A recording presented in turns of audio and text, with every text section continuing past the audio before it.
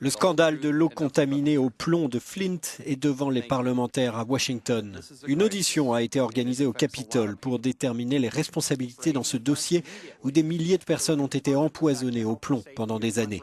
Beaucoup ont interprété les explications du gouverneur du Michigan comme tentant de se défausser. Laissez-moi vous le dire clairement, il s'agit d'un échec du gouvernement à tous les niveaux, au niveau local, au niveau du Michigan, au niveau fédéral. Tous ont causé du tort aux familles de Flint. Il ne s'agit pas de politique ou de partisanisme, je ne vais pas blâmer certains en particulier, ça a déjà été fait, et ça n'aidera pas les gens de Flint.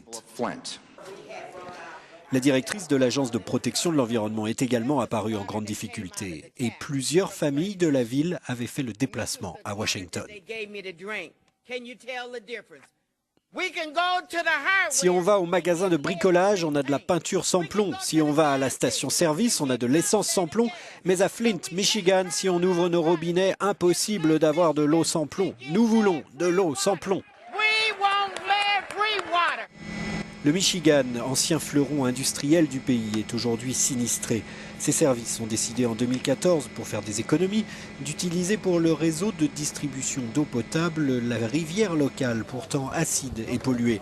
L'eau très corrosive a rongé les conduites en plomb, exposant les habitants au saturnisme.